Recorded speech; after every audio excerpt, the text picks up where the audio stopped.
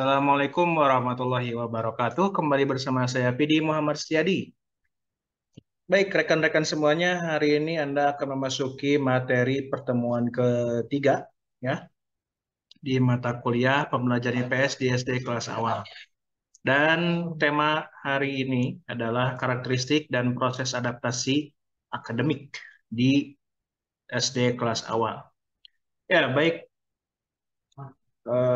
Saya mohon izin untuk men-sharekan dahulu PowerPoint-nya.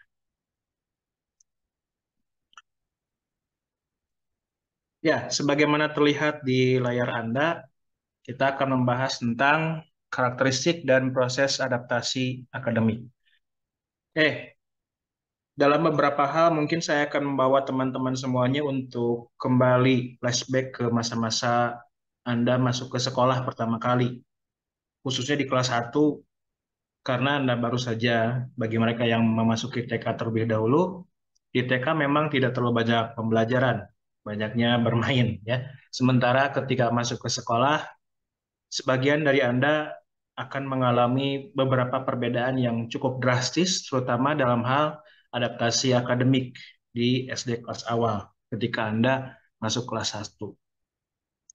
Oke, apa saja yang bisa kita lihat dalam perkembangan anak di usia SD kelas awal ini? Kita tahu bahwa usia anak SD kelas awal itu dalam rentang 6 atau 7 tahun, ya, sampai 9 atau 10 tahun.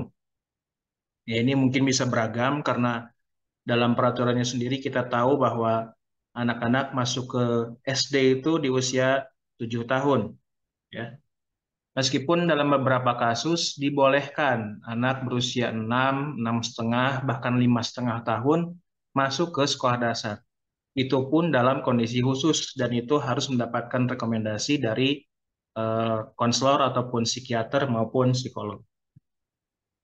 Ada 3 perspektif yang akan kita gunakan ya di sini. Ada perspektif teologis, ada perspektif filosofis maupun perspektif psikologis. Perspektif teologis maksudnya seperti apa? Kita akan menggunakan perspektif cara pandang bagaimana ajaran religius tertentu atau agama tertentu memahami perkembangan anak di usia SD kelas awal. Lalu perspektif filosofis, kita menggunakan pola pikir mendalam, mendasar, dan juga komprehensif sebagaimana cara berpikir filosofis. Dan terakhir, kita akan gunakan perspektif psikologis. Di sini kita gunakan teori-teori psikologi, kita pinjam dulu sebentar ya.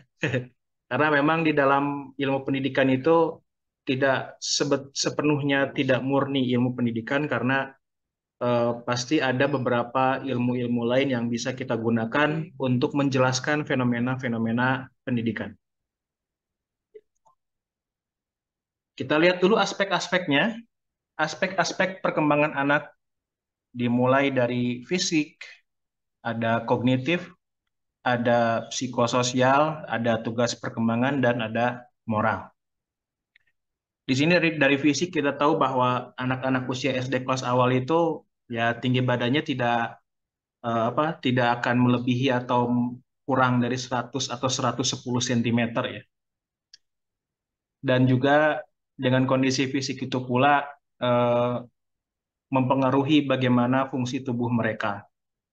Kita tahu bahwa dalam kondisi fisik anak usia SD kelas awal ini pun mereka belum memasuki masa puber. Mereka baru masuk ke masa anak-anak, ya, anak-anak awal. Dan juga kita tahu bahwa energi mereka, kekuatan mereka pun tidak sekuat kita sebagai orang dewasa. Kita akan lanjut ke aspek perkembangan kognitif. Di sini saya akan meminjam dari teori Jean Piaget. Nah, kalau di sini Anda bisa lihat dalam tabel ini ada beberapa stage, ada beberapa fase, ada beberapa eh, langkah, bukan langkah, fase ya. Ada fase khusus di umur-umur tertentu dan apa yang terjadi pada fase ini atau stage ini. 0 sampai 2 tahun itu masuk ke dalam stage sensori motor ya. Sementara usia 2 sampai 7 tahun itu preoperasional. Nah, kita akan fokus ke baris ketiga, yaitu usia 7 sampai 11 tahun. Dan ini adalah usia anak-anak SD kelas awal masuk ke dalam range ini, yaitu masa operasional konkret. Apa yang terjadi di masa ini? Di sini anak-anak bisa memahami konsep jika melalui melampirkan atau memperlihatkan situasi konkret. Nah, di sini konsep tentang ruang, waktu, jumlah hanya bisa dipahami jika diterapkan, bukan sebagai konsep yang independen. Itulah alasannya kenapa di dalam IPS yang objek material dan formilnya adalah ruang dan waktu, ya, dan juga manusia sebagai makhluk yang hidup di dalamnya, menjadi dasar bahwa kita harus menggunakan pendekatan pembelajaran IPS yang terpadu, ya, yang terpadu, dan juga menggunakan contoh-contoh yang konkret. Berbeda dengan Anda mahasiswa yang belajarnya itu dari teori dulu baru ke memberikan contoh, ya. Anak-anak SD, terutama usia kelas awal, itu harus diberikan contoh terlebih dahulu, baru Anda ataupun anak-anak membuat generalisasi atau teori dari hasil belajar tersebut dengan memberikan kesimpulan. Kita lanjut ke aspek selanjutnya, yaitu psikososial, ya, perkembangan psikososial. Kita akan fokus ke baris 4. Di sana ada range umur 5 sampai 13 tahun. Ini range umur anak SD pada umumnya, ya. Di sini ada psikososial krisis, industry versus inferiority, ya. Dan virtue yang dikembangkan adalah kompetensi. Rekan-rekan semuanya, apa maksudnya industry versus inferiority? Maksud dari industry versus inferiority ini adalah bagaimana kecekatan anak untuk memproduksi karya ataupun hasil produk tertentu. Misalnya, apakah mereka membuat kerajinan tangan atau melaksanakan kegiatan-kegiatan yang sifatnya hands-on, dan hasilnya nanti berupa kompetensi. Tetapi di sini terjadi pertentangan atau krisis antara industri dengan inferiority. Inferiority berarti ketidakmampuan untuk menggunakan apa yang dia ketahui menjadi sebuah karya atau diekspresikan seperti itu. Lanjut ke slide selanjutnya, yaitu kita masuk ke teori Haviggers, teori tentang tugas perkembangan, developmental task. Kita fokus ke baris kedua, ada middle childhood, usianya antara 6 sampai 12 tahun, ya. Di sana ada tugas perkembangan yang harus dicapai oleh anak-anak usia middle childhood ini, yaitu mempelajari keterampilan-keterampilan yang berhubungan dengan sekolah. Contohnya membaca. Ini hanya salah satu contoh saja. Lalu mempelajari tentang value atau nilai, ya. Dan juga belajar untuk independen, untuk mandiri. Ini di usia middle childhood. Tetapi dalam teori Haviggers ini ada semacam premis bahwa jika ada tugas perkembangan yang tidak tercapai di fase sebelumnya, maka itu akan mempengaruhi tugas perkembangan di fase berikutnya. Nah, di sini sebelum middle childhood ini ada fase infancy and early childhood, ya. Baru lahir, ya, anak baru lahir sampai usia dini. Usia dininya di sini ada batasan 0 sampai 5 tahun. Dan ini rata-rata saja. Tidak berarti tepat 5 tahun, mungkin bisa kurang atau lebih. Ada belajar untuk jalan, ada belajar menggunakan toilet, belajar bicara, dan belajar untuk membentuk hubungan dengan orang lain. Itu masuk ke dalam infancy and early childhood. Jika salah satu tugas perkembangan ini ada yang terganggu, maka akan mengganggu juga tugas perkembangan di fase berikutnya. Nah, dengan alasan yang sama, misalnya jika ada beberapa anak yang di masa bayinya misalnya tidak tidak melewati tidak melewati keterampilan-keterampilan yang seharusnya muncul di usia tersebut, misalnya berjalan atau merangkak terlebih dahulu lalu berjalan. Ada anak-anak ataupun bayi yang tidak merangkak dulu atau merangkaknya cuma sebentar langsung berdiri misalnya. Maka ada kemungkinan di dalam emosionalnya itu ada sesuatu yang bisa jadi akan menjadi bom suatu saat. Jadi teman-teman semuanya, bagi Anda yang mempunyai anak ataupun mempunyai adik dan usianya di antara rentang ini, sebaiknya teman-teman lebih fokus kepada perkembangannya. Ya. Bukan berarti anak-anak yang bisa bicara lebih cepat itu cerdas, ya betul memang cerdas. Tetapi apakah dia sudah puas dengan fase bubbling misalnya, fase membeo, apa istilahnya membeo ya, meniru ucapan orang lain, apakah dia sudah puas dengan fase itu lalu masuk ke fase berbicara, itu sudah cukup atau tidak, karena itu akan berpengaruh pada kondisi-kondisi yang lain. Oke, berikutnya tentang teori Kohlberg. Ya. Teori Kohlberg ini berbicara tentang teori perkembangan uh, istilahnya moral ya, perkembangan moral. Nah, kita lihat di dua fase ya, ada conformity and interpersonal accord dan authority and social order. Ini ada di age range-nya di school age, usia sekolah ya. Di sini di fase ini moral anak itu lebih kepada mementingkan level good boy atau good girl ya, ada labelnya di sini. Bahkan usaha yang dilakukan oleh seorang anak itu kemudian diarahkan kepada bagaimana dia bisa mendapatkan label anak baik atau anak hebat, anak pintar, anak cerdas seperti itu. Makanya kenapa di usia sekolah ini wajar jika anak-anak memang melakukan misalnya perbuatan baik agar dicap atau dilabeli anak baik. Misalnya membantu orang tuanya untuk menyapu kamar misalnya atau menyapu rumah. Dan wajar jika anak-anak menginginkan pujian berupa good boy atau good girl, anak baik, anak hebat, anak pintar, dan sejenisnya. Dan orientasi moral semacam ini memang tidak buat orang-orang yang di usia selanjutnya memang tidak relevan memang. Tetapi untuk usia anak-anak ini penting karena mereka harus mendapatkan label, label apakah dan juga penguatan apakah perilaku mereka itu baik atau buruk seperti itu.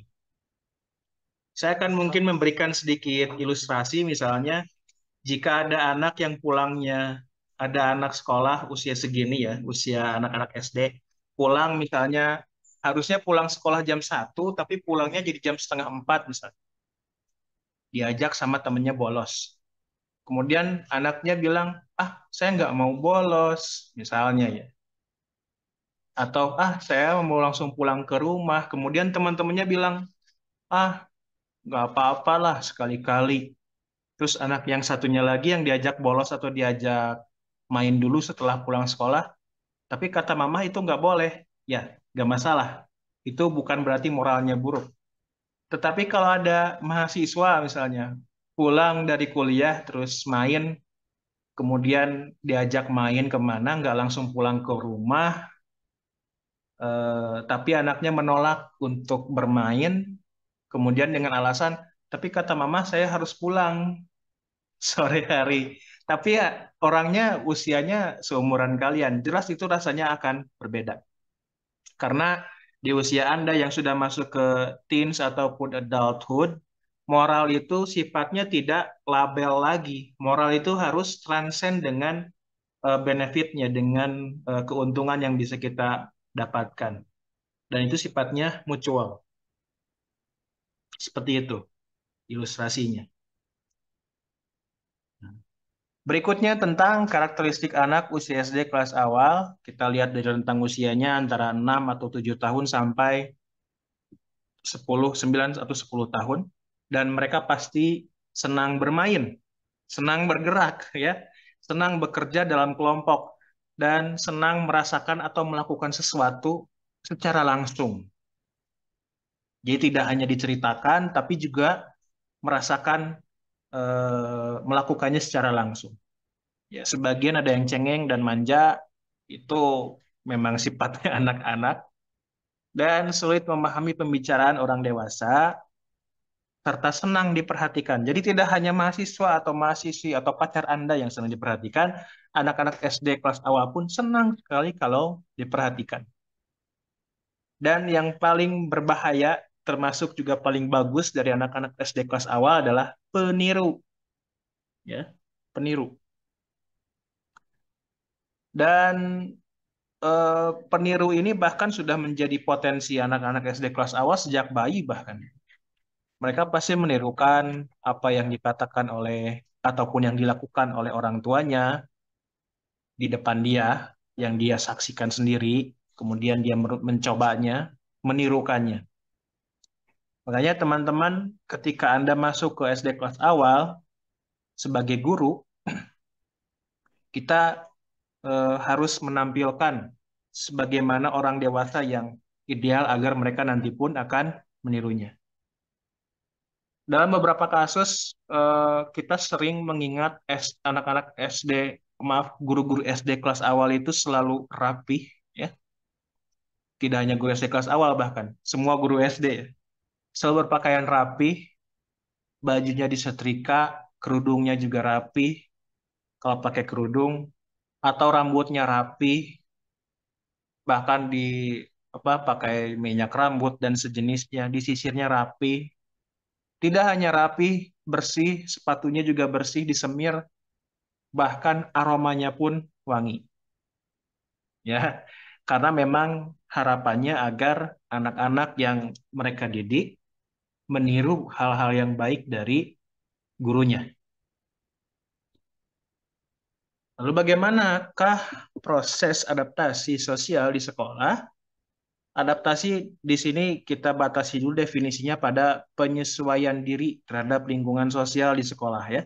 Ciri-cirinya adalah satu, anak-anak menerima otoritas sekolah, ya. Di sini mungkin akan terjadi semacam perpindahan otoritas, ya, yang tadinya dari orang tua ke guru, ya. Makanya kenapa ada istilah in loco parentis. In loco parentis berarti eh, dalam nama orang tuanya. Jadi guru itu bisa menjadi peran, ya, bukan berarti jadi orang tua, tapi berperan menggantikan orang tuanya di sekolah. Maka ketika anak-anak menerima otoritas dari gurunya, maka dia sudah mulai masuk ke penyesuaian atau adaptasi sosial pertama, level pertama. Misalnya dengan patuh kepada gurunya, mendengarkan apa yang gurunya jelaskan di depan kelas, tidak ngobrol, itu sudah masuk ke dalam menerima otoritas sekolah atau guru. Yang kedua, berpartisipasi pada aktivitas sekolah. Ada beberapa sekolah yang hari Senin atau tanggal 17 rutin ada upacara bendera misalnya.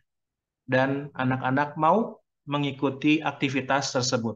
Atau ketika hari Jumat khusus menggunakan baju ini, hari Kamis menggunakan baju apa, seragamnya apa.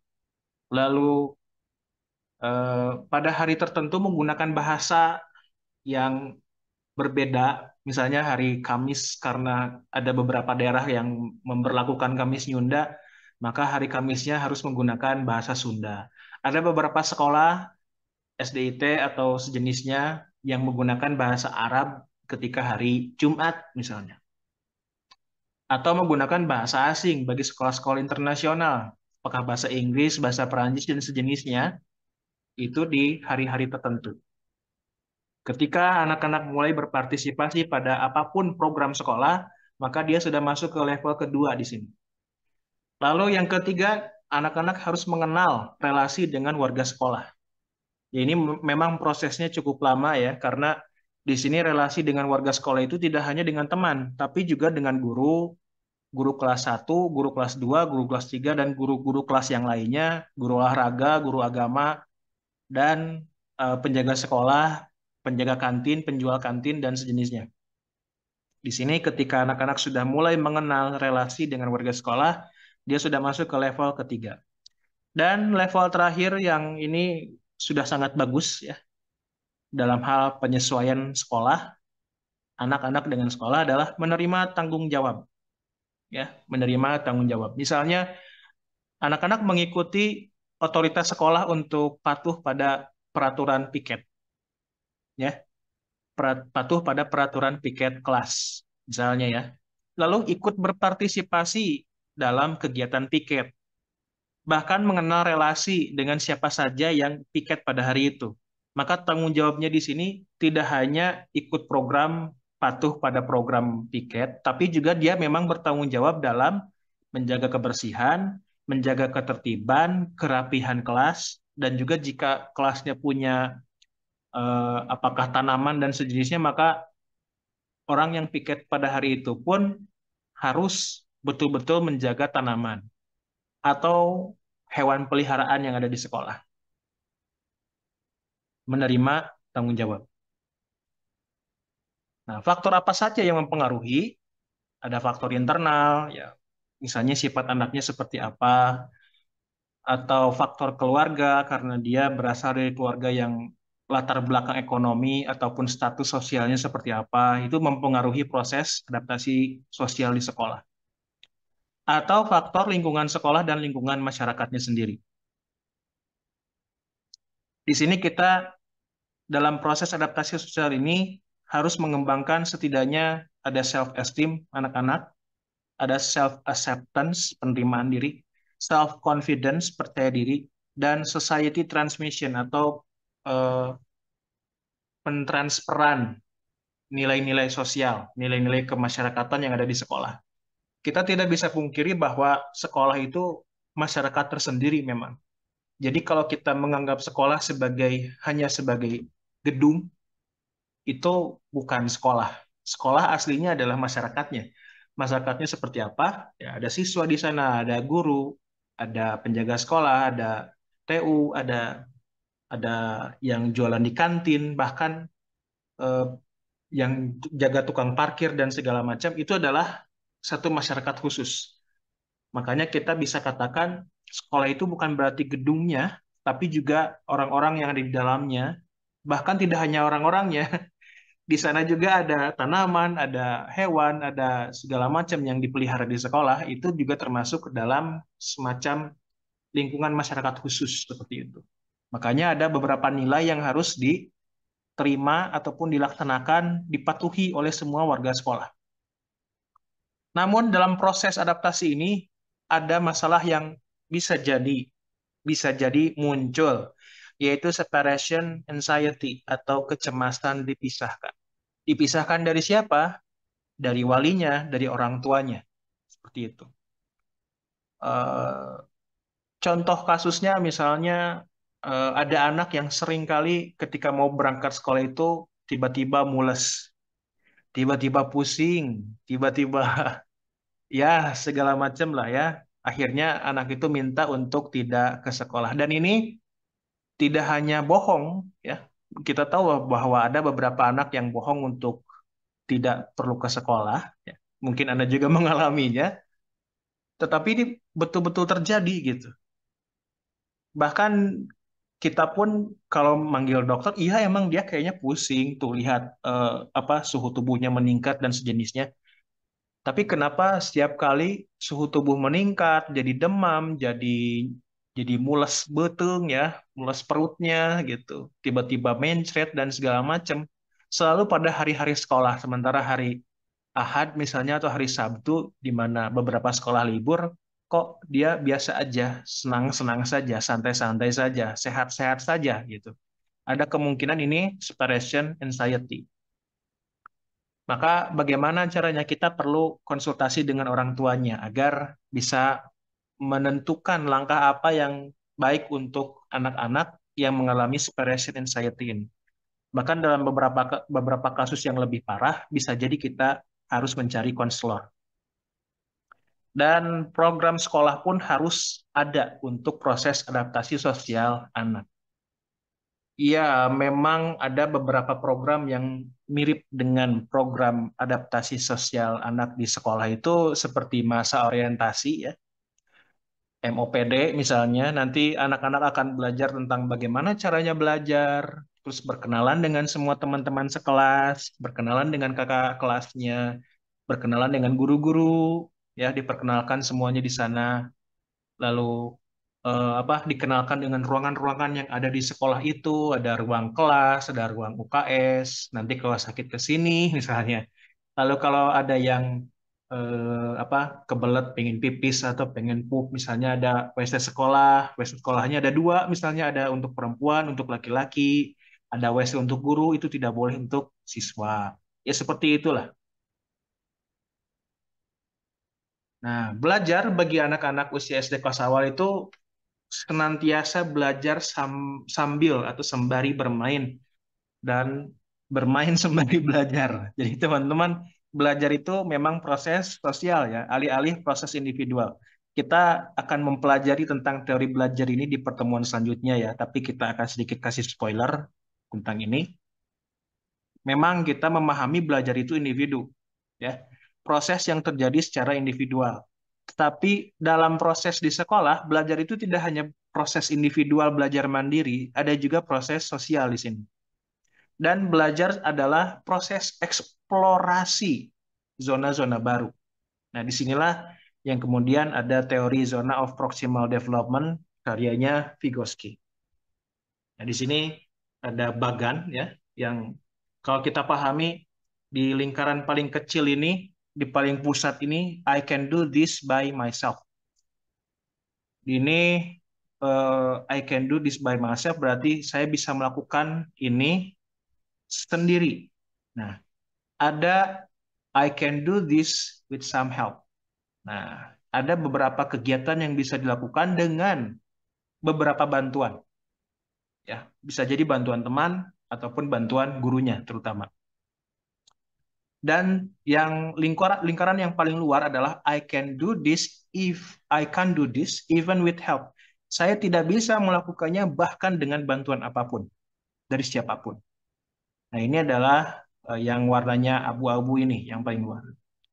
Apa itu zona proximal development? Zona of proximal development berarti ada perluasan lingkaran yang tadinya I can do this by myself, meluas ke tengah, dari tengah ya, keluar, semakin luas, dan itu menurut Vygotsky adalah proses belajar dalam kerangka zone of proximal development. Jadi di sini ada ini gambar hasil saya sendiri sebetulnya. Jadi mohon maaf kalau tidak terlalu bagus. Memang secara kognitif anak-anak itu terbatas dalam rentang usia tertentu, ya. Jadi tidak semua anak bisa memahami proses problem solving untuk hal-hal yang rumit. Memang anak-anak sudah bisa menggunakan pola pikir problem solving, ya, tetapi tidak untuk semua kasus, tidak untuk semua hal. Ada beberapa hal yang justru butuh bantuan dan di sanalah proses belajar bisa terjadi. Ditambah dengan full cognitive development requires social interaction. Jadi dalam beberapa perkembangan kognitif itu anak-anak membutuhkan interaksi sosial agar dia bisa semakin berkembang. Makanya di sini the more knowledgeable other, maka dia bisa dikatakan proses zone of proximal development-nya meluas. Seperti itu.